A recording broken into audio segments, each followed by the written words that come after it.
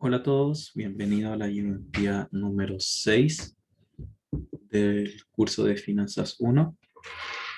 Y bueno, la ayudantía de hoy va a ser un poco más de criterios de evaluación de proyectos y evaluación de proyectos en sí, donde es la construcción de flujos de caja, que es la materia que deberían ver este jueves, y además la materia que deben estar estudiando para el control del viernes y sábado, si no me equivoco. Bueno, para partir les quiero dar unos consejos importantes por si el profesor no se lo aclaró en clases, que es sobre los controles. Bueno, los controles, el profesor siempre le deja unos textos al lado. Es porque los controles son netamente de lectura, pero si son de lectura no necesariamente significa que sean solamente preguntas teóricas. En las lecturas también hay muchos ejercicios que se van desarrollando y por lo tanto, como se dieron cuenta en el control 1, también el profesor les va a preguntar ejercicios relacionados con las lecturas. Ahora bien, esas lecturas van como en línea con lo que se va viendo en clase y lo que vamos viendo en la ayudantía, pero en ningún caso, ni las clases ni las ayudantías van a reemplazar lo que van a encontrar en los textos, porque muchas veces el profesor le va a preguntar cosas específicas que debieron haber leído. Eso es para que no se relaje con las ayudantías. Las ayudantías son un complemento para el control y van más bien orientadas a preparar lo que son las pruebas, pero los controles son netamente de lectura. Eso como consejo, para que no se relajen ni crean que con la ayudantía estoy. No, para nada. Las ayudantías sin duda les van a ayudar mucho a entender lo que van a leer, aparte de que van a tener una explicación, pero en ningún caso va a reemplazar los textos, para que no se relajen en ese sentido. Y bueno, esta ayudantía va a tener dos ejercicios, donde el primero va a ser muy similar a lo que ya hicimos, que equivaldría al capítulo 9 que le entraría en este control. Creo puede que me esté confundiendo con la otra sección, pero es el primer capítulo de los dos que tienen que leer. El segundo capítulo, si no me equivoco, debiese ser el 10, y ese va a ser muy parecido al segundo ejercicio que vamos a ver. Que, bueno, ahí vamos a ir avanzando y les voy a ir contando un poquito. Entonces partamos con el ejercicio número 1. Dice, la ilustre Municipalidad de Viña del Mar, dirigida por la tía Coti, tiene una tasa de descuento efectiva semestral de 4,88% y actualmente tienen los siguientes proyectos en cartera con sus flujos de caja anuales. Y nos dan 3 proyectos con flujos de caja para el presente, para un año y para 2 años. Donde el primero son inversiones y después vienen los flujos positivos. Y después nos dejan las preguntas, donde la primera dice, ¿cuál sería la jerarquía de los proyectos y por qué?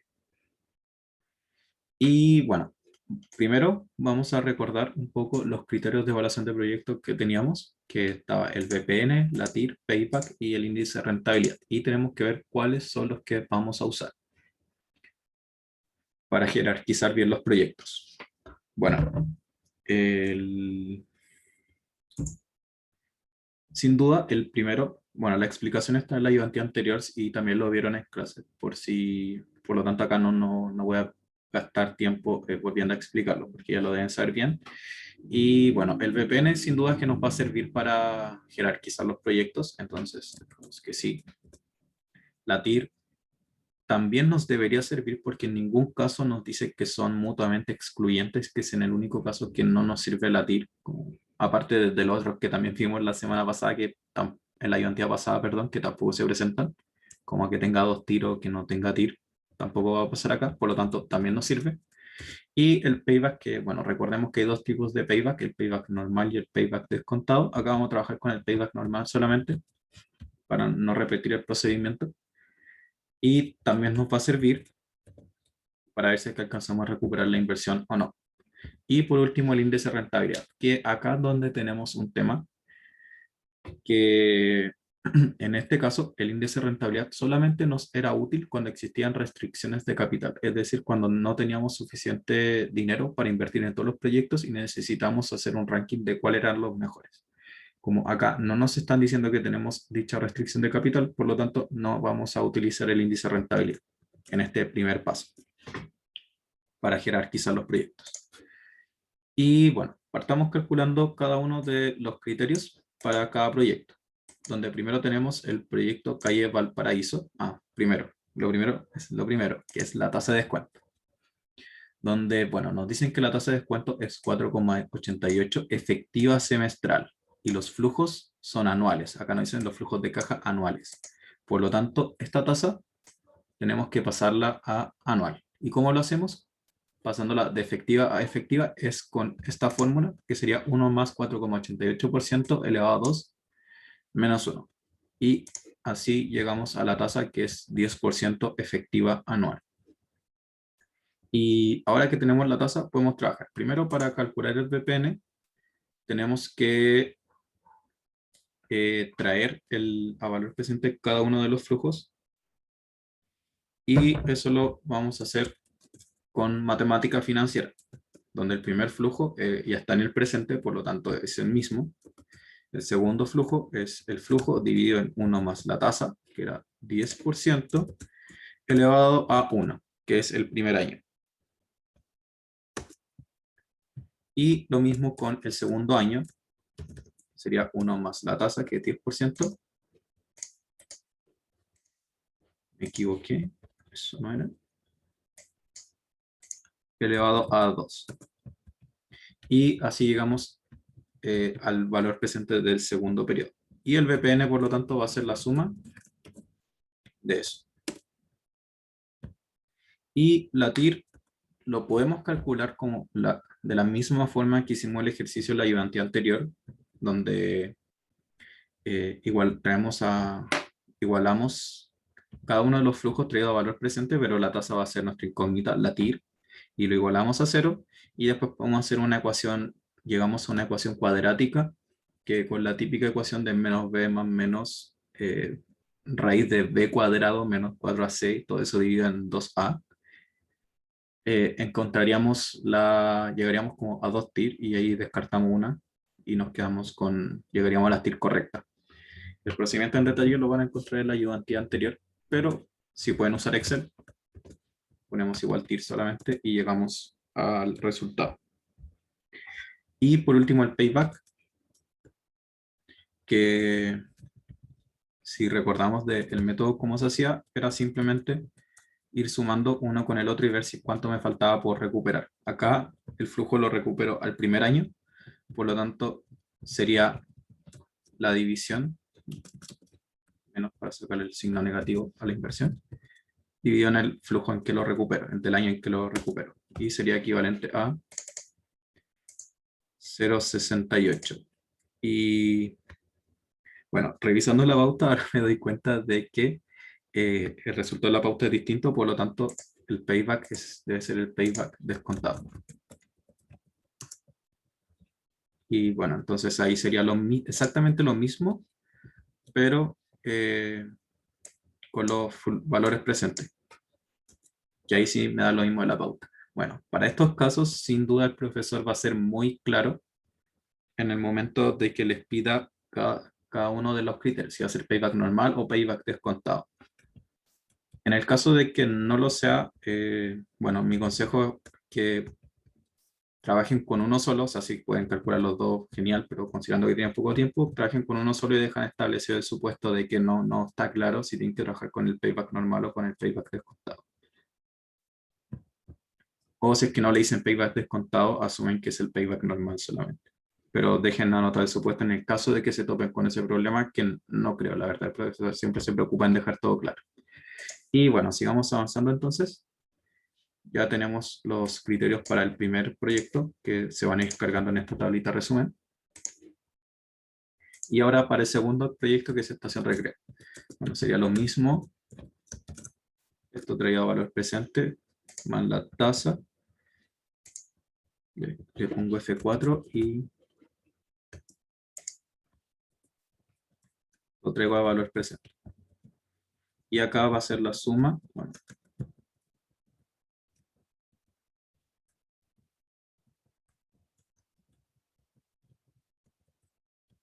esto fue un pequeño atajo que hice, que fue que copié las fórmulas de arriba y los traje abajo solamente, pero es lo mismo, es la suma, el valor presente de todos los flujos, la TIR igual TIR de los flujos de, que no en valor presente, importante que recordemos eso, porque si ponemos la TIR de los valores presentes nos va a dar otra cosa, nada que ver.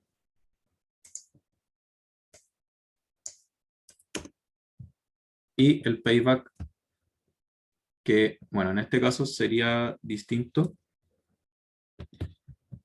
porque no lo alcanzamos a recuperar el primer año.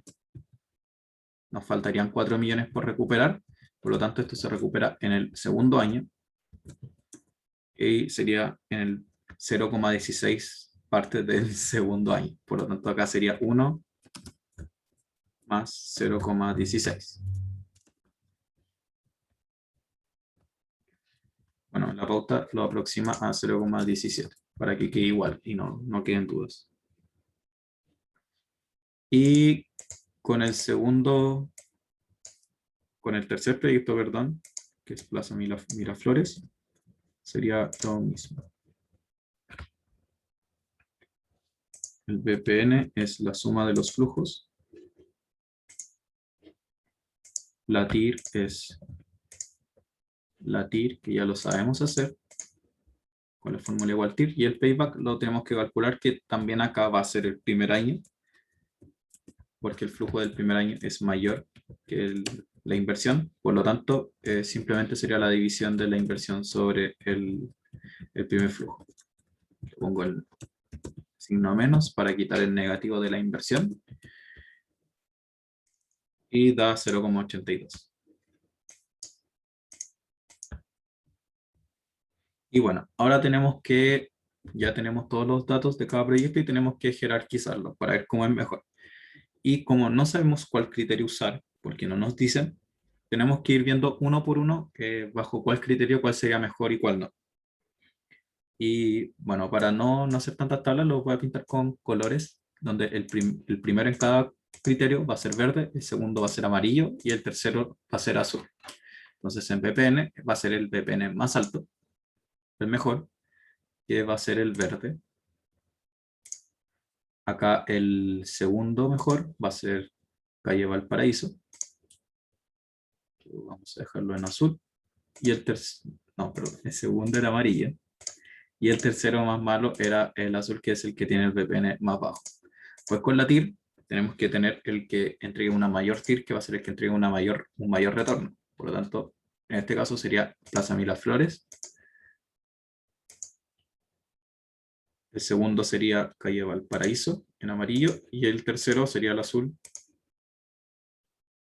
Estación Recreo. Y en Payback lo que queremos es que nos pague lo más pronto.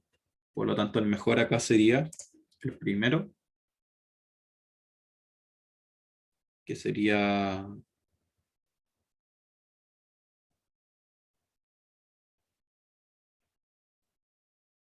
Recreo.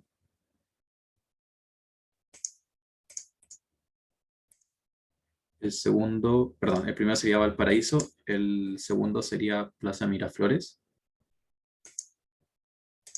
y el tercero Estación Recreo, que es el que se demora más en recuperarlo.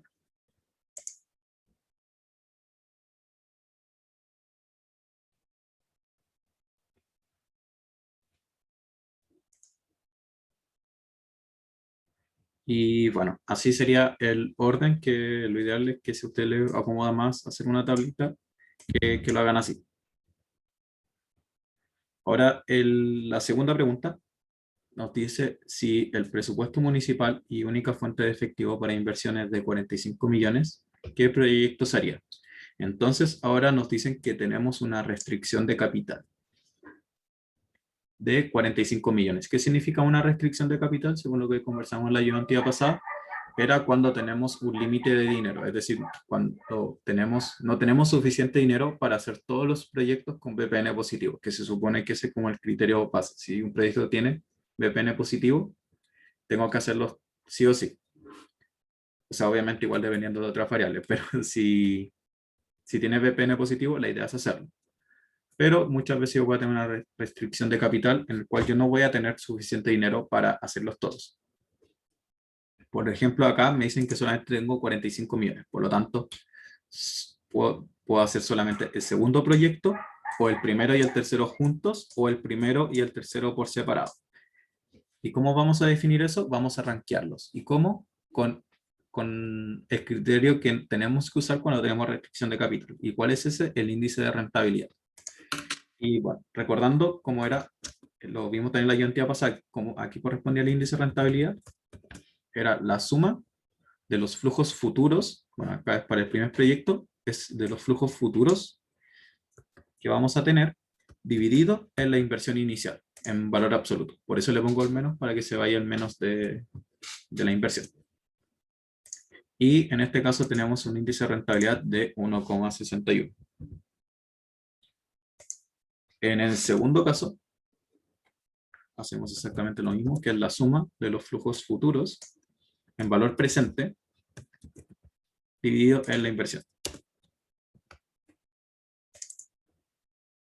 Y para Miraflores, también sería la suma de los flujos futuros en valor presente dividido en la inversión inicial. Y acá tenemos nuestro ranking, que tenemos que ver cuáles son los que nos convienen hacer. Bueno, primero nos dice que tenemos que hacer el proyecto Miraflores. Segundo, el proyecto de calle Valparaíso. Y tercero, el espacio de estación recreo. El proyecto de estación recreo. Pero como solamente tenemos 45 millones, entonces tenemos que hacer los proyectos que alcancemos con 45 millones, que solamente sería el primero y el segundo. Por lo tanto, no alcanzamos a hacer el tercero. Y solamente haríamos el proyecto calle Valparaíso y Miraflores. Y esa es la respuesta. Y ahora la pregunta C nos dice, ¿qué proyectos debería llevar a cabo la municipalidad? Y bueno, para responder esta pregunta es importante que nos pongamos en dos casos, porque acá no nos dicen a qué corresponden estos proyectos. Puede pasar que tengamos el caso en que los proyectos sean completamente independientes, es decir, que puedo hacerlos todos, o puede pasar que los proyectos son mutuamente excluyentes. Y dependiendo de eso, vamos a tener una respuesta o la otra. Donde, ¿qué pasaría si los proyectos son independientes? Entonces, si los proyectos llegan a ser independientes, vamos a hacer todos los proyectos, dado que en todos los proyectos tuvimos una BPN positiva y una TIR superior a la tasa de descuento. También tenemos un payback que alcanzamos a recuperar el dinero, pero también puede pasar de que teníamos un límite para recuperarlo. Por lo tanto, como no nos informan si es que tenemos un límite o no, lo voy a dejar fuera de la respuesta. Pero si lo hubiesen puesto, suponiendo que el límite del payback que había estaba dentro en todos los proyectos, por lo tanto, ahí hubiese funcionado perfecto el payback también. Pero como no tenemos especificación, simplemente lo voy a dejar fuera también para hacer la aclaración de que el payback no siempre basta con que esté dentro del proyecto, sino que muchas veces podemos tener como un límite de tiempo para recuperarlo, como va a ser el problema siguiente. Y también podemos tener el caso de que sean mutuamente excluyentes. Y bueno, si son mutuamente excluyentes, se va a hacer el proyecto que cumpla con el mejor criterio definido, que puede ser mayor ganancia, recuperación más rápido, mayor retorno, etc. Y bueno, si son mutuamente excluyentes, sabemos que la TIR no es el mejor criterio, pero también podríamos tener otro criterio que sea la mayor ganancia o la recuperación más rápida, dependiendo de qué es lo que las necesidades de la municipalidad para cada proyecto. ¿Y por qué hago esto? Porque, por ejemplo, puede pasar de que con un proyecto tengamos una mayor ganancia, pero que esa ganancia la tengamos más en el futuro. Por lo tanto, quizás la municipalidad necesita plata urgente y prefiere hacer un proyecto que le deje una ganancia menor, pero que tenga un payback mucho más corto, que yo recupere la plata mucho más rápido. Entonces, si son mutuamente excluyentes, tenemos que definir el criterio exacto para, para definir cuál proyecto va a ser mejor para la municipalidad. Y ese sería el ejercicio 1. Bueno, cualquier duda que haya quedado sobre esto, recuerden que pueden escribirme a mi mail y si es necesario, si alguien tiene una duda que necesite resolver conmigo, puedo dejar unos minutos durante la semana para poder ayudarlos por una sesión por Zoom. Y ahora viene el ejercicio número 2, que bueno, este ejercicio en general, considerando los ejercicios que van a ver en el futuro, está difícil, la verdad. Tengo como experiencia haciendo este tipo de ejercicio y este está un poco difícil y está un poco complicado, así que voy a tratar de ir lo más paso a paso posible y es posible que también queden con muchas dudas, así que no se preocupe tanto, es normal. Y bueno, sobre este ejercicio va a ser el segundo capítulo que tienen que leer para el control.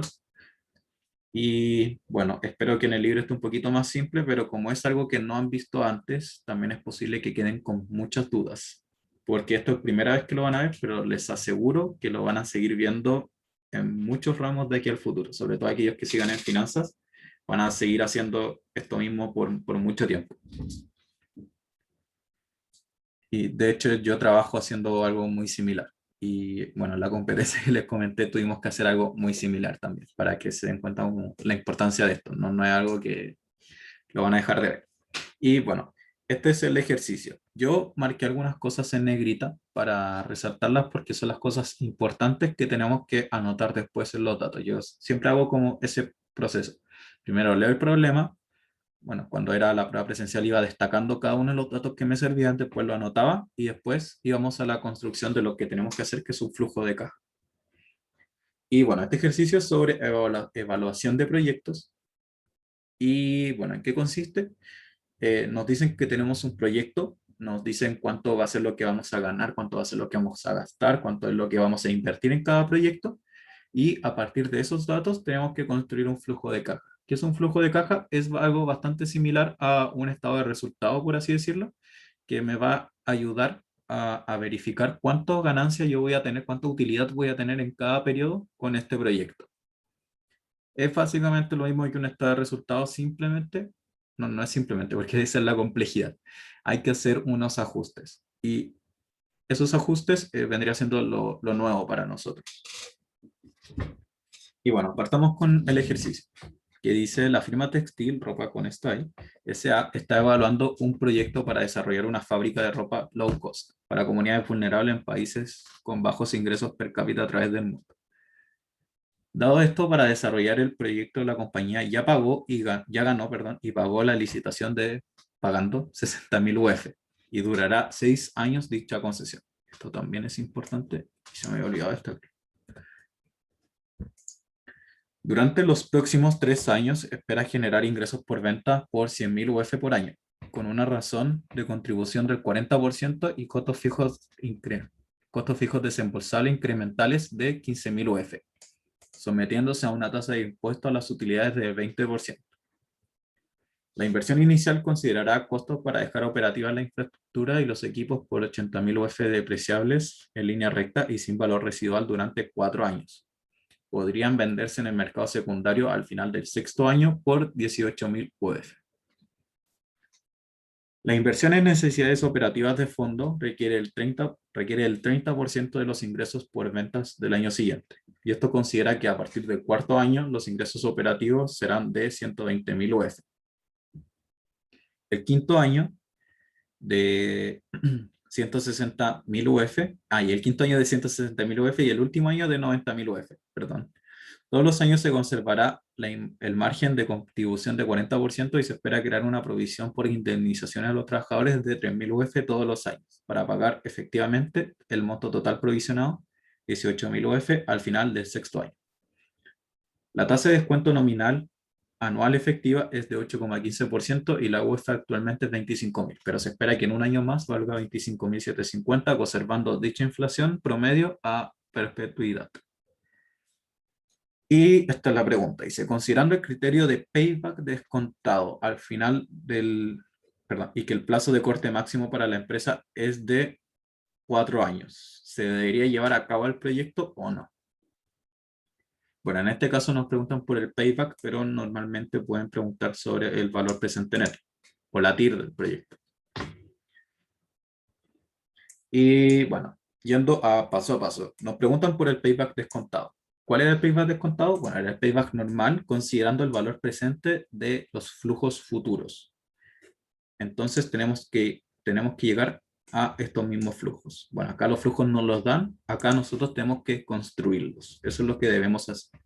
Por lo tanto, el primer paso es construir los flujos de caja del proyecto para determinar el flujo de cada año. Y finalmente traerlo a valor presente con la tasa de descuento. ¿Qué debemos hacer acá? Construir el flujo de caja y aparte también tenemos que calcular la tasa de descuento. Que si bien la que dan acá es la nominal y tenemos que ver si es que vamos a trabajar con la nominal o con valores diferentes, que serían reales. Bueno, voy a dar una explicación general de cómo se vería un flujo de caja. Y bueno, la verdad les digo que este flujo de caja que vamos a construir acá se va a ver diferente a lo normal porque tiene muchas complejidades, pero acá les dejé como un modelo de flujo de caja más simplificado que va a ser como algo que se pueden encontrar, yo creo, en el libro. Donde, bueno, el flujo de caja, como les dije, parte muy similar a un estado de resultados. ¿Por qué? Queremos ver cuánto ganamos, cuánto gastamos y cuánta plata nos queda al final del periodo. Y eso sería como el flujo de caja para cada año. Pero como vimos, seguramente vieron en contabilidad 1, contabilidad 2, la utilidad neta no representa muchas veces el flujo de caja de cada periodo. ¿Por qué? Porque puede pasar que quizás muchas ventas fueron a crédito, fueron a cuentas por cobrar, por lo tanto no me las pagaron en efectivo en ese periodo, y sin embargo sí aumenta mi utilidad neta. O también en los costos de venta, muchas veces puedo tener menos costo de ventas, pero quizás esas unidades que compré todavía ni siquiera se las pago al proveedor, por lo tanto no representa un flujo de caja, o quizás se la pagué mucho antes. Puede pasar. Por lo tanto, esto parte como un flujo, como un estado de resultado normal, pero esos ajustes a los problemas que les acabo de mencionar se hacen abajo. Y bueno, vamos por paso. Primero tenemos que poner los ingresos por venta para ver cuántos vendimos en el periodo. Segundo, siempre van los costos de venta, que son las unidades que salieron de nuestro inventario. Y luego llegamos al margen bruto, que es la diferencia de uno con el otro. Esto lo voy a poner en negrita para que se note que no es algo nuevo. Después normalmente vienen los gastos de administración y ventas, que bueno, esto ya lo debieron haber visto. Creo que tuvieron contabilidad 3 o contabilidad de costos. Y luego viene la depreciación. Es muy importante que entendamos la depreciación, porque si bien es un gasto la depreciación que va en el estado de resultados, la depreciación lo que tiene es que no representa un flujo de caja, una salida de flujo de caja. Es un gasto, pero yo no pago la depreciación, sino que es un gasto que, por así decirlo, me entrega un beneficio tributario porque me disminuye la utilidad sobre la cual yo pago impuestos, pero no significa que salió plata. Bueno, seguramente pudieron haber escuchado también en el debate público que hay empresas que tienen depreciación acelerada y eso es un beneficio tributario. ¿Por qué? Porque cuando tienen depreciación acelerada, cuando compran un producto, tienen depreciaciones muy grandes al principio, lo que hace que tengan una menor utilidad por sobre la cual pagan impuestos. Pero esa depreciación, si bien tiene una menor utilidad, no representa como que salió caja, no es que salió efectivo de la empresa, sino que es un gasto como imaginario, por así decirlo, para pagar menos impuestos. Bueno, igual eso quiere decir que no es algo como innecesario, porque igual las cosas se van depreciando, solamente que no es un flujo de caja que vaya saliendo para la empresa, para dejar eso claro. Y bueno, llegamos a la UAI, que no es una Universidad Adolfo Ibáñez, sino que es utilidad antes de impuesto, o también lo van a ver como resultado operacional, o también pueden verlo por las siglas en inglés que es EBIT. Y después vienen los impuestos, y pagamos impuestos sobre la utilidad antes de impuestos, y así llegamos a la utilidad neta o utilidad después de impuestos. Y acá terminaría como nuestro estado de resultados. Pero, como les dije, tenemos que hacer unos ajustes para representar el real flujo de caja. ¿Y cuál es el primero que debemos hacer? Es sumar la depreciación. ¿Por qué? Porque si nosotros tuvimos menos utilidad neta, fue por la depreciación, pero como no es una salida de caja, tenemos que sumarla después, para así llegar como a cuánta caja en verdad nos quedó después del periodo. Y se suma completa, porque así yo pagué menos impuestos y después yo la sumo. Y bueno, muchas veces en los proyectos, bueno, no muchas veces, sino siempre, es que aparte, en cada año, yo tengo que ir invirtiendo en activo fijo. Por ejemplo, yo tengo que ir comprando, no sé, tengo una empresa de taxis, tengo que ir comprando taxis cada año. Y esos taxis que yo voy comprando no van en el estado de resultados, pero sí son una inversión y son salidas de caja que voy haciendo. Por lo tanto, son inversiones en activo fijo o CAPEX, que también lo van a ver así. Y aquí uno tiene que anotar cuánto invirtió en cada una de las cosas que gasté para que la empresa siga funcionando. Y luego tenemos las inversiones en necesidades operativas de fondos, o como lo van a ver en el texto, son las inversiones en capital de trabajo. ¿Qué es la inversión en capital de trabajo? Bueno, este es como un concepto un poquito más difícil, pero espero que se entienda bien. Que, bueno, nosotros sabemos que los ingresos por venta no necesariamente van a representar siempre lo que en verdad me pagaron en el periodo. ¿Por qué? Porque yo pude haber vendido a crédito y me van a pagar en el periodo siguiente. O en el caso de los costos de ventas, que yo acá sale negativo porque son las unidades que salieron, pero esas unidades que salieron no van a representar exactamente las unidades que yo compré en ese periodo, porque muchas veces esas unidades pude haberlas comprado antes y las tenía de antes y las pagué hace tiempo. Y no van a representar un flujo de caja de este periodo, sino que representaron un flujo de caja del periodo anterior, porque yo ya las pagué. O quizás ni siquiera todavía las pago, por lo tanto pueden representar un flujo de caja de un año futuro, no el de ahora. Y para arreglar como ese desajuste que hay, existe lo que se llama la necesidad de inversión en necesidades operativas de fondo o capital de trabajo. Esos dos conceptos tienen una pequeña diferencia, ¿verdad? No es una pequeña diferencia, tienen una diferencia que se la va a explicar mejor el profesor en clases, pero en verdad en el texto lo van como capital de trabajo y en el, no sé, en el resto como de su vida laboral también lo van a ver como capital de trabajo. Para efectos académicos, me ha pasado que hay profesores que explican o le dan como, bueno, ¿verdad? Le dan mucho color con esa diferencia entre las necesidades operativas de fondo y capital de trabajo, pero yo les menciono el capital de trabajo porque sé que en el texto aparece así y se refieren exactamente a lo mismo. Y Y bueno, pero el profesor sin duda les va a dar la diferencia entre los dos conceptos, que es algo muy sutil.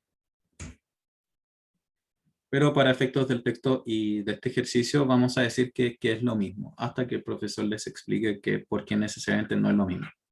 O capaz les diga que es lo mismo, la verdad, que a mí me pasó que tuve clases en el máster donde para una profesora era exactamente lo mismo, pero fui ayudante el año pasado de otro profesor que yo le dije, profe, y la inversión en capital del trabajo, y le dio el tremendo color dando una explicación diciendo de que por qué eran diferentes. Entonces, probablemente para el profesor sí son diferentes los dos conceptos, pero para, o quizás no, eso es lo que quiero decir. Por eso, para confirmarlo, hay que verlo con él. Y bueno, para efectos de cálculo, esto se calcula en este ejercicio, nos dicen cómo se calcula, que es el 30% de los ingresos por venta al año siguiente, pero esto también se puede sacar de una forma contable, que creo que así se los enseñan en el texto, que vendrían siendo como las cuentas operativas del balance, en el balance, en el estado de situación financiera, donde teníamos nuestros activos corrientes y nuestros pasivos corrientes. Y bueno, y la diferencia entre ambos vendría siendo las inversiones en necesidades operativas de fondo o en capital de trabajo. O también pueden ver lo que van a ser solamente las cuentas operativas, que sería como cuentas por cobrar, inventario y cuentas por pagar. La verdad prefiero no entrar tan en detalle con esto hasta que lo vean con el profe para saber cómo se los va a explicar bien, como todavía no tienen la clase, todavía no sé cómo se los va a explicar. Y, y bueno, si lo ven con el profe el jueves y quedan con dudas, me pueden preguntar y siendo ahí yo los puedo ayudar, quizá el viernes que tengo tiempo, y les puedo hacer una explicación más detallada sobre esto, que en verdad entiendo que sea un poco difícil este tema. Y bueno, sigamos avanzando. Que ahora partamos con el ejercicio. Bueno, no concluimos. Acá después de la inversión en necesidades operativas de fondo que nos van a ayudar a explicar ese desajuste, llegamos al final al flujo libre de caja, que vendría siendo como lo que realmente tengo de caja ese periodo.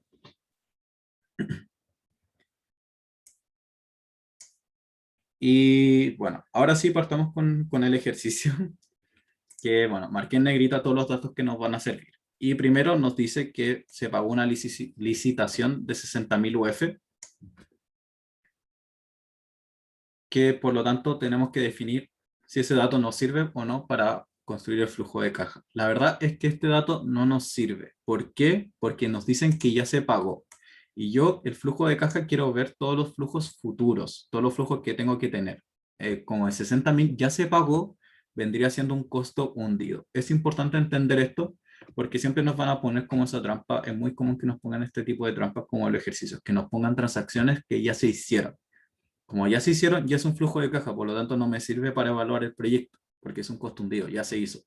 Entonces, sería irrelevante como, o sea, no me sirve evaluar el proyecto para evaluar el proyecto porque ese flujo de caja ya pasó. Por lo tanto, si yo hago o no hago el proyecto, eso ya lo pagué. Por lo tanto, no afecta la evaluación.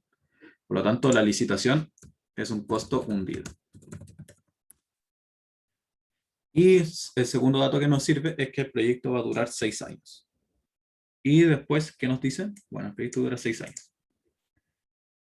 Durante los próximos 3 años se espera generar ingresos por venta de 100.000 UF por año. Bueno, acá esto lo vamos a construir en UF. Y si está en UF significa que está en términos reales. Y bueno, los primeros 3 años tenemos ingresos por 100.000 UF. Después nos dicen que con una razón de contribución del 40%.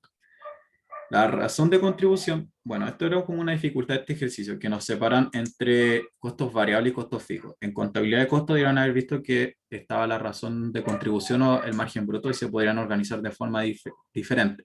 Acá se va a separar entre costos fijos y costos variables, y la razón de contribución, ¿a qué equivalía?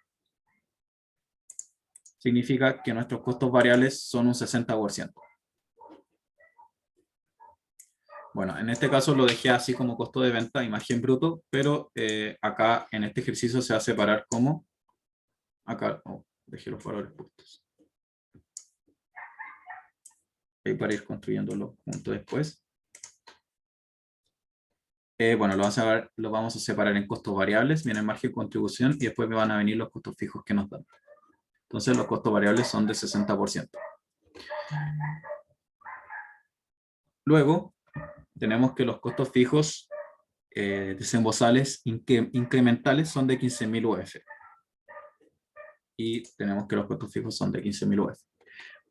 Es importante este concepto de incrementales. ¿Por qué? Porque los flujos de caja siempre se construyen con flujos incrementales. En este caso no era relevante, pero en otros problemas vamos a ver que nos podrían decir, por ejemplo, que una empresa gana normalmente 100.000 pesos y tiene que ver si va a ser un proyecto con el que puede llegar a ganar 115.000 pesos. Ahí, cuando nosotros queramos construir el flujo de caja para evaluar el proyecto, tenemos que hacerlo por los flujos incrementales. ¿Cuáles serían esos? El flujo adicional que yo hago si es que hago o no el proyecto, que serían en mi ejemplo solamente los 15.000 adicionales que yo ganaría por hacer el proyecto. En este caso no es así porque nos dan directamente los flujos que se generan por cada proyecto, pero les podrían decir el caso contrario, que es el ejemplo que les di, para que tengan ojo con eso. Y bueno, sigamos con el ejercicio. Costos fijos incrementales de 15.000 UF, sometiéndose a una tasa de impuestos a la utilidad del 20%. Entonces tenemos los impuestos del 20%. Después nos dice que la inversión inicial considera costos para dejar operativa la infraestructura y los activos y los equipos por 80.000 UF. Entonces tenemos que hacer una inversión en activo fijo, que también se le conoce como CAPEX, por su sigla en inglés, de 80.000 UF. Y estos 80.000 son depreciables en línea recta y sin valor residual durante 4 años. Entonces, ese dato nos sirve para calcular la depreciación que va a tener la empresa, que va a ser equivalente a 20.000. ¿Y cómo lo calculé? Con la fórmula de depreciación lineal que usamos en contabilidad 1, que serían 80.000 menos el valor residual dividido en los años de vida útil. Que en este caso el valor residual es 0, pero podrían haber casos contrarios los que no.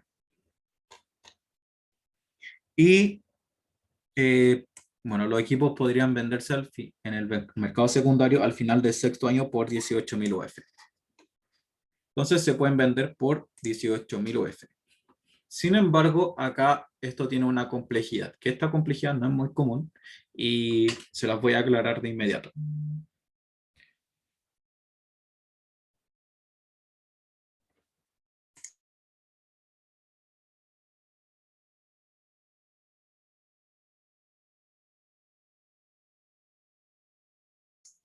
Perdón.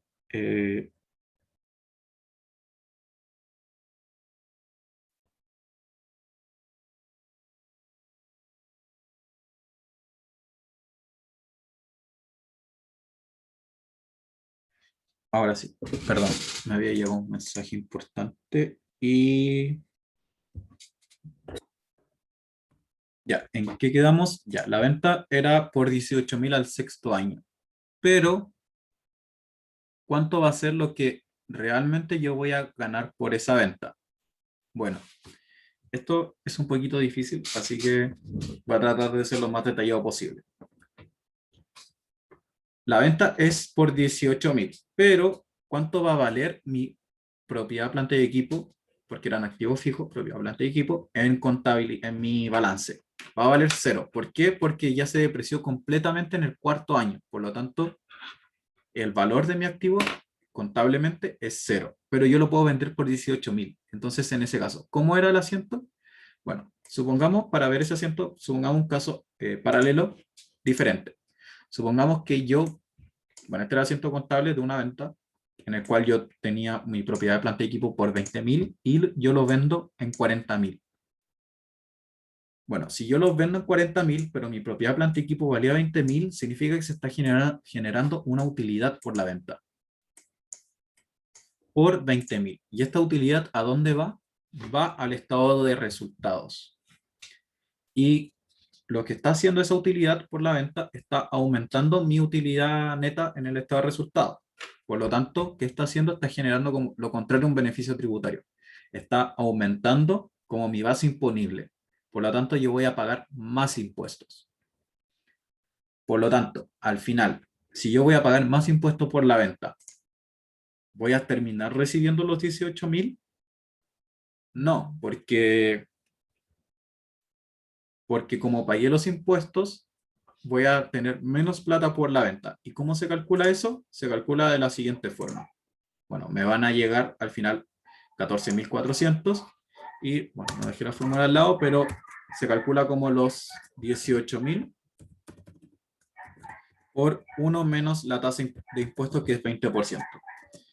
Y así se calcula cuánto va a ser lo que realmente yo voy a ganar por esa venta. Porque si bien me van a pagar 18.000, al final como yo tengo que pagar impuestos adicionales, como el neto entre ese impuesto adicional y lo que voy a ganar va a ser equivalente a los 14.400 que va a ser el flujo de caja real que me va a llegar.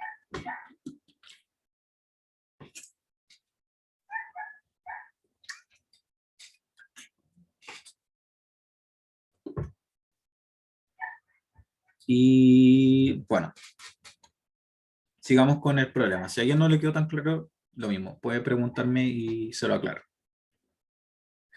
Después dice, la inversión en necesidades operativas de fondo requiere del 30% de los ingresos por ventas del año siguiente. Ya, en este caso nos dicen las necesidades operativas de fondo son un porcentaje de las ventas del año siguiente. Bueno, esto en el ejercicio vamos a ver cómo se hace de forma más tangible, pero en el texto probablemente lo van a ver de la forma diferente. Yo les dije que creo que ahí lo explican cómo se calcula esto. Es exactamente lo mismo, solamente que en muchos problemas, como una forma de simplificarlo, nos dicen que es un porcentaje de los ingresos.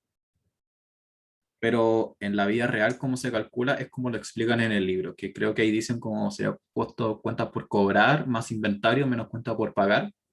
Me parece que lo explican así, o puede que lo expliquen directamente como activos corrientes menos pasivos corrientes. Pero se refiere exactamente a lo mismo, solamente que son formas distintas de calcularlo. Acá como un ejercicio más simplificado nos dice que es el 30% de los ingresos de venta. Y bueno, ponemos que, bueno, no dejé el dato, pero hay que tenerlo en cuenta que son el 30% de los ingresos por venta. Y esto se considera a partir del cuarto año, los ingresos operativos, bueno, los ingresos del cuarto año son 120.000 UF, 120.000 UF. Al quinto año son 160.000 UF.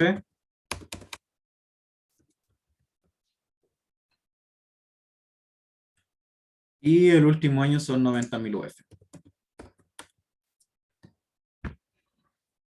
Y todos los años se conservará el margen de contribución de 40%. Y se espera que ya lo teníamos. Y luego nos dicen que se espera crear una provisión por indemnizaciones a los trabajadores de 30.000 UF todos los años para pagar efectivamente el monto total provisionado de 180.000 UF al final del sexto año. Bueno, acá nos hablan de una provisión. Esto era una complejidad de este ejercicio. En general los ejercicios no incluyen como provisiones ni cosas extrañas. Pero para que sepan, una provisión, ¿qué es? Es un adelanto, por así decirlo, de un pasivo. Y es una cuenta de gasto. Por lo tanto, vendría siendo un gasto que no tiene un efecto directo en el flujo de caja, porque yo acá voy a ir adelantando como el pasivo en mi estado de resultados, pero al final el flujo de caja va a ocurrir en el último año, cuando yo le pague la indemnización a los trabajadores, que son 18.000 UF. Entonces ponemos que la provisión va a ser 3.000 años anual, que es equivalente a un gasto similar a la depreciación, por así decirlo, y la indemnización en el último año va a ser 18.000. Y bueno, esos son todos los datos, pero tenemos que considerar algo importante, que también era una complejidad de este problema, que nos dicen que el proyecto, bueno, si bien pagamos una licitación, que ya no dijimos que no iba a ir en el flujo de caja porque era un costo hundido, la licitación va a durar 6 años. Por lo tanto, lo que debemos hacer, como es un activo intangible, se tiene que amortizar. ¿Y qué era la amortización? Es exactamente lo mismo que la depreciación, solamente que era para activo intangible.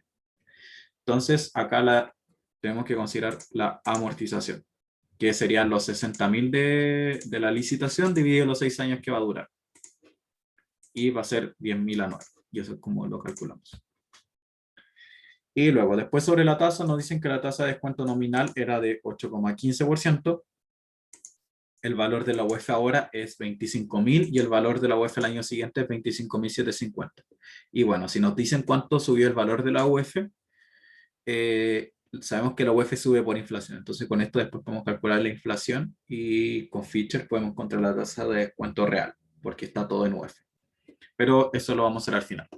Y ahora vamos con la construcción del flujo de caja. ¿Qué debemos hacer? Acá tenemos la tablita con todos los datos que, bueno, eso tienen que ir ordenándolo ustedes, pero en este problema siempre van primero los ingresos por venta, después los costos variables o costo de venta en el caso de que sea un problema diferente, y acá llegamos al margen de contribución.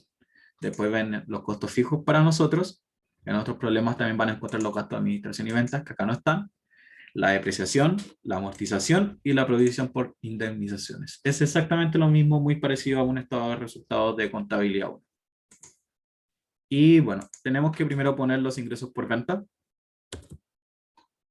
que ya los teníamos anotados acá arriba, que son para los primeros 3 años 100.000 y después van a ir variando. Así. Y los costos variables, si nos dicen que el margen la razón de contribución, margen de contribución es de 40%, significa que los costos variables es lo contrario, 60%. Entonces, acá podemos hacerlo de las dos formas. Podemos llegar y calcular el 40% sobre los ingresos, 0,4. O bien pudimos haber calculado directamente el 60% de los ingresos, 0,6. Y bueno, cualquiera de las dos formas llegamos al mismo valor y el otro se sacaba por diferencia. Los costos fijos nos dicen que son incrementales cada año de 15.000. Por lo tanto, todos los años va a ser igual a 15.000. Ah, importante. Siempre es importante poner los signos para que después no nos confundamos. Y dejamos todo como suma. Costos fijos.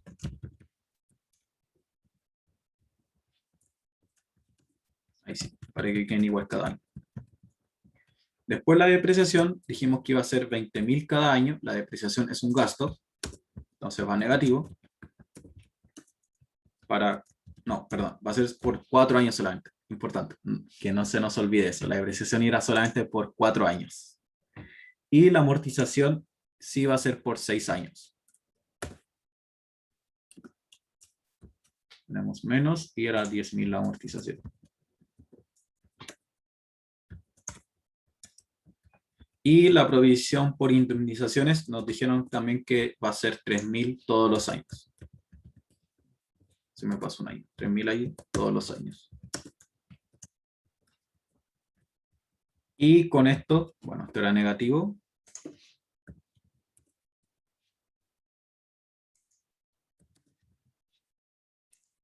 Equivoqué acá. Ahí sí. Y ahí quedan todos negativos. Y tenemos que calcular la utilidad operativa. Entonces, ¿cómo la calculo? Bueno, es una ventaja dejar todas las cosas con signos, que le pongo suma y sumo todo directamente. Y así sería mi utilidad operativa cada año. Podemos ver que los primeros 3 años tengo una utilidad negativa, el cuarto año tengo una utilidad igual a 0 y los últimos años tengo una utilidad positiva. Y sobre esto tengo que calcular mis impuestos. Bueno, acá es importante hacer la aclaración que igual esto lo van a ver de forma diferente según con el profesor que se vayan a encontrar, la verdad, y con los supuestos que tenga cada ejercicio.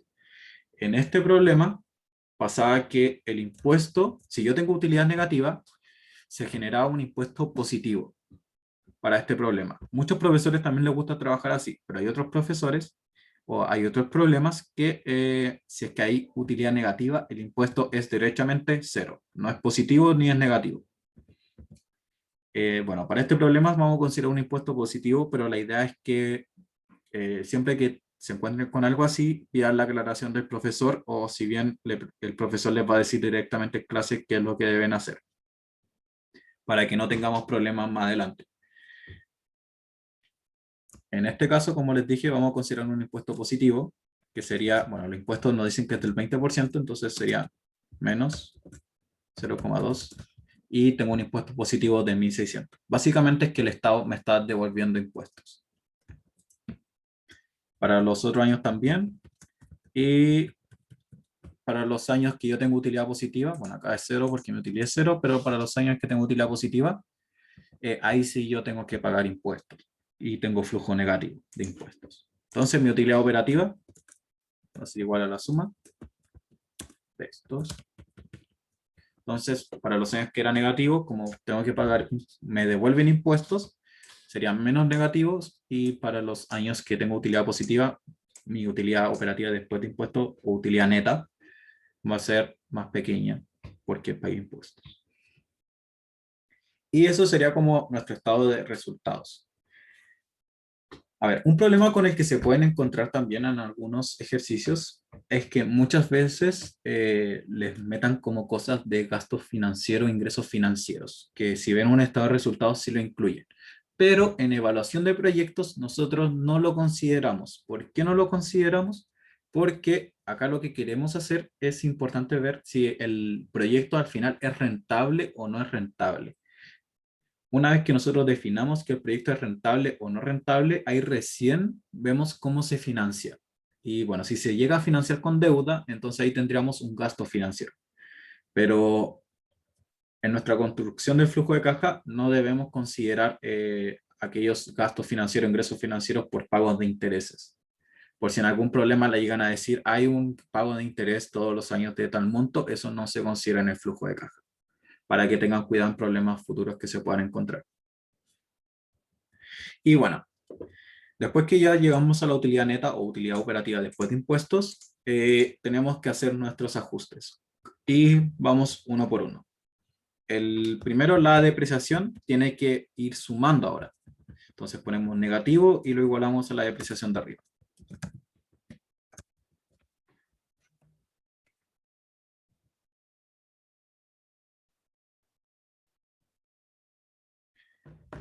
A la depreciación de arriba. Después la amortización también tiene que ir sumando. ¿Por qué? Porque no son flujos de caja que salgan de la empresa, que lo pusimos como gastos, pero como les digo, no representan que es, yo pagué 10.000 acá. La amortización es un gasto, ¿cómo se dice? No desembolsable.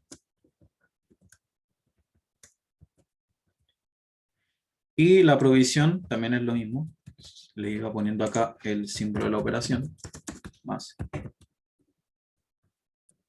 Menos porque van sumando. Acá yo le pongo el menos para cambiar el signo solamente, no es que lo estoy restando, para que no se confunda. Y el pago por indemnizaciones, bueno, que acá nos dicen que al final se va a pagar las indemnizaciones en el último año, acá nos dicen en el enunciado, por lo tanto el último año tenemos que considerar un flujo negativo. Y bueno, uno no pone en el estado de resultados pago indemnizaciones, eso es una transacción, por lo tanto es un flujo de caja. 18.000. Negativo. O menos acá. En el fondo, uno no pone en el estado de resultado, perdón, porque ya lo provisionamos. Por lo tanto, por eso uno solamente paga la indemnización, como lo vimos en contabilidad 1. Cuando se va haciendo la provisión, no es necesario poner el gasto al final, porque ya lo fuimos haciendo de a poquito. Y después, muy importante, tenemos que poner las inversiones en los activos de largo plazo, inversión en activos fijos o inversión en CAPEX, que eso es lo que dijimos que iba a ser 10, no, los 18 eran los 80.000 UF. Entonces, esto va como salida y las inversiones siempre se hacen en el año cero. Igual cuando nosotros veamos los flujos acá cuando nos daban, que el primer año es de inversión, exactamente acá es lo mismo. El primer año, de hecho, es como lo primero que debimos haber hecho para no equivocarnos. Primero siempre va la inversión. Y después viene la inversión en necesidad operativa de fondos o de financiamiento, también pueden encontrarlo así. Y, o inversión en capital de trabajo, como creo que lo mencionan en el texto, me parece. Que nos dicen que son el 30% de los ingresos por venta del año siguiente. Entonces, ¿qué hacemos? Tenemos que calcular el 30% por 0,3. Y en verdad acá, para explicarlo mejor, debí haberlo preparado antes. Esto se me ocurre ahora que es mejor entenderlo así cuando uno lo aprendía en finanzas. Inversiones no, hasta el año 0, 1, 2, 3, 4, 5, 6.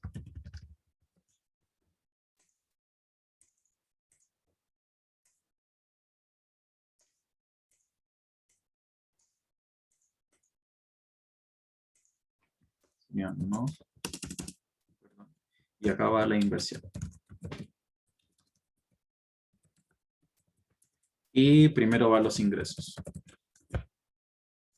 Y los ingresos son de 100.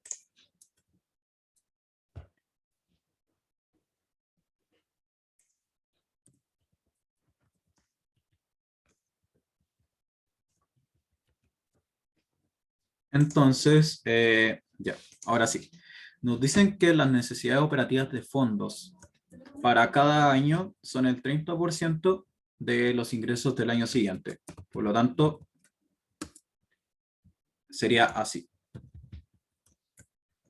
Pero, ¿qué es lo que debemos poner en el flujo de caja?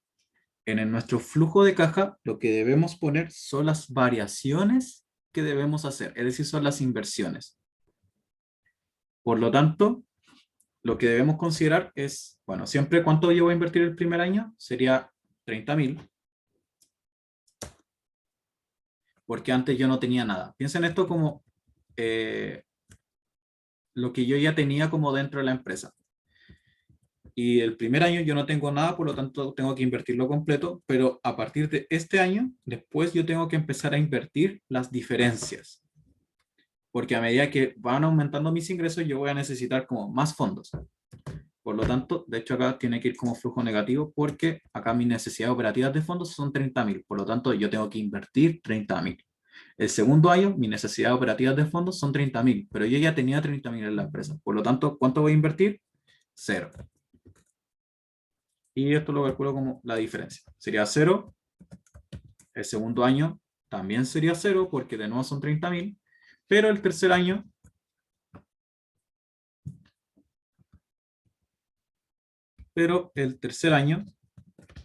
yo tengo que invertir 6.000. ¿Por qué? Porque yo voy a necesitar al tercer año 36.000. Pero yo solamente tenía 30.000. Por lo tanto, lo que debo invertir, de hecho acá la fórmula era al revés, es 1 menos esto, ahí sí, para que esté negativo. Por lo tanto, yo necesito invertir 6.000. Después, para el cuarto año, yo necesito 48.000. Pero yo tenía solamente 36.000 porque tenía 30.000, después invertí los 6.000 y para llegar a 48.000 necesito invertir 12.000. Y al quinto año va a pasar lo contrario. Pasa que ahora yo necesito para seguir funcionando 27.000. ¿Por qué? Porque mis ventas cayeron al siguiente periodo. Y eh, por lo tanto, como necesito menos, yo puedo rescatar dinero de ahí. Y será un flujo positivo por 21.000. Y al último año la idea es que yo pueda recuperar todo y sería 27.000. Y la suma de todas las inversiones me tiene que dar cero. ¿Por qué pasa esto? Porque, a ver, pensemos como la necesidad operativa de fondo, de nuevo, era el descalce entre lo que, por ejemplo, en ingresos por venta, yo ponía ingresos por venta, pero no necesariamente esos ingresos por venta reflejaban eh, todos los ingresos que yo recibí como en plata, en efectivo, del periodo. No, puede pasar que las ventas yo las puse como cuentas por cobrar y me las van a pagar en el futuro. Entonces, esto es lo que refleja básicamente. Que yo invierta 30.000 significa que yo dejé de ganar, por ejemplo, 30.000 en los ingresos por venta, porque 30.000 de las ventas que tuve se van a pagar en el siguiente periodo. O no necesariamente en el siguiente periodo, sino en el futuro. Y por eso es lo que se llama la inversión en necesidades operativas de fondo, porque yo necesito cubrir esas ventas que no se hicieron. Es hacer el cuadre entre lo devengado y lo real. ¿Y por qué si nosotros recuperamos que la necesidad operativas de fondo, que puede ser lo que le haga más ruido, al menos era lo que hacía más ruido a mis compañeros cuando tuve este ramo?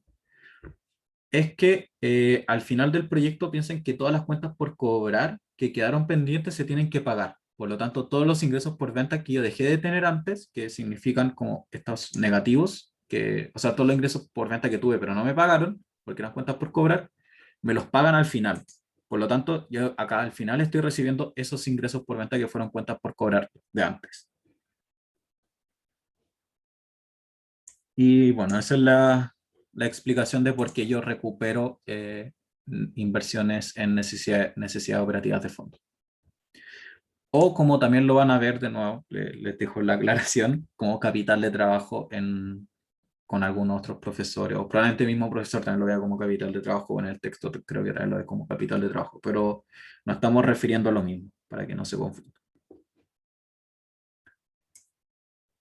Y bueno, entonces acá tenemos que dejar nuestra inversión en necesidades operativas de fondos, que dejamos esta tablita auxiliar al lado. Yo siempre hacía esta tabla auxiliar al lado, como para dejar en claro cuándo se recupera y cuándo no. Entonces, el año cero tengo que invertir 30.000 porque es el 30% de las ventas del año siguiente. Eso nos dice el enunciado. Entonces, primer año es cero, el segundo es cero, después 6.000, después 12.000. Y esa es la inversión. Después, acá en este ejercicio, para que quede más claro, lo separamos la recuperación en las necesidades operativas de fondo, que es esta de acá, para el año 5 y para el año 6. Acá lo hice separado, pero si quieren dejarlo todo en una línea, si es que ya lo entienden bien o sea, lo entendieron al tiro, lo quieren dejar todo en una línea, está perfecto igual. Acá simplemente para dejar claro que en un momento se invierte y en otro momento se recupera, se deja en línea separada. Pero lo importante es que siempre sume 0 acá. Y finalmente viene el valor de desecho, que es la venta del activo fijo, que ya sabemos después de esta explicación que va a ser 14.400. Y después tenemos que calcular el flujo de caja libre, que sería la suma de todo lo que hicimos. Sería equivalente a los flujos de caja de cada periodo. Entonces ponemos igual suma. Yo voy a poner igual suma porque ya le dejé los signos a cada valor. Por eso prefiero poner los signos al tiro y poner igual suma al final. Porque hay mucha gente que no le pone los signos, pues pone 1, 1 más esto, menos esto, menos esto, menos esto. Como prefieran hacerlo, la verdad. Pero para que lo tengan claro. Y llegamos a los flujos de caja, que voy a confirmarlos con la pauta. 26.600, 26.600, 26.600, 21.000, 62.800 y 42.800. Estamos ok. Y bueno, sé que fue un poco larga esta explicación, pero si quedan con dudas, de verdad pregúntenme. Es completamente entendible que queden con dudas, sobre todo que es una ayuntía grabada y no pueden ir solucionando su duda en el minuto. Y bueno, después que ya tenemos los flujos de caja, bueno, estos flujos de caja es equivalente a si no hubiesen dado estos flujos de caja acá. La única diferencia es que acá los calculamos. Nos piden el payback descontado, tenemos que llegar al valor presente de cada flujo, por lo tanto tenemos que definir la tasa. Y como todo está en UF, tenemos que trabajar con la tasa real. Si estuviese en pesos, teníamos que trabajar con la tasa nominal. Entonces definimos la inflación y la inflación va a ser 3%. ¿Y cómo la calculamos? Como la diferencia de valor de la UF entre un periodo y otro. Y con eso usamos feature y llegamos a que la tasa real va a ser 5%. Acá dejé la forma de feature por si no se acordaban, y pi es igual a la inflación, que no se puede hacer pi acá, entonces lo escribí como pi. Inflación mejor para que no se confunda. Así. Y hecho esto, podemos calcular el valor presente para cada periodo y así el payback. Entonces, el valor presente del año 0 es 0 y el valor presente para cada uno es 1 más la tasa de descuento, que la voy a fijar con 1 más F4 elevado a, y lo voy a fijar a cada periodo.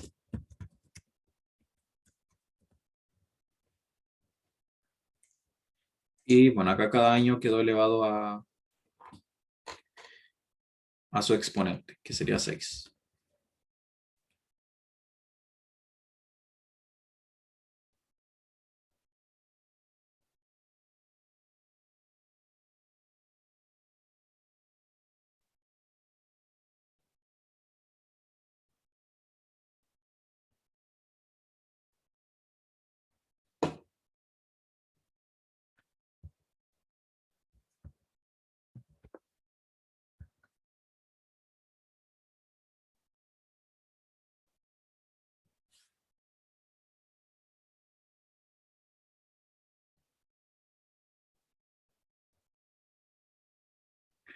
Y bueno, estaba verificando con la bota y estamos ok. Y ahora tenemos que calcular el payback descontado, considerando que esto lo voy a mover al lado para que podamos calcular el payback sin problema. Teníamos una fecha límite que era 4 años, que nos dice el enunciado. Entonces tenemos que ver si es que se alcanza a recuperar la inversión al cuarto año. Vemos el primer año, no alcanzamos a recuperarlo. El segundo año, no alcanzamos a recuperarlo. El tercer año, no alcanzamos a recuperarlo. Y vemos que al cuarto año tampoco alcanzamos a recuperarlo. Por lo tanto, no se cumple la meta de payback porque se recupera y bueno, vemos que sí se recupera en el último año porque nos pasamos del flujo. Entonces, el payback descontado va a ser de 4,52. No,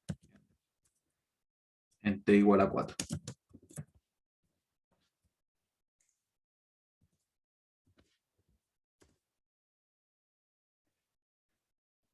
Y bueno, Bueno, esa sería toda la ayudantía que fue muy, muy agotadora. Probablemente en vivo hubiese sido más agotadora aún. Pero bueno, es entendible que hayan quedado con muchas dudas. Era un ejercicio difícil esto. Como les digo, en pruebas en general son más fáciles, al menos las pruebas que he tomado de las veces que he sido ayudante. Pero ojalá puedan entender bien este y los demás los van a encontrar mucho más fáciles. Importante, tengan mucho ojo con, bueno, la primera parte del estado de resultado tienen que saberlo muy bien. Tienen que saber calcular las depreciaciones, saber ver si hay amortizaciones. Muchas veces si nos dicen margen de contribución, el margen bruto, se vamos a llegar como a los costos variables y se vamos a calcular bien esto, porque esos deberían ser, no podemos equivocarnos en esa parte, porque debe ser como lo fácil. También tener ojo si nos dicen que los flujos son incrementales o no, que fue lo que le expliqué al principio, que hay que tener cuidado.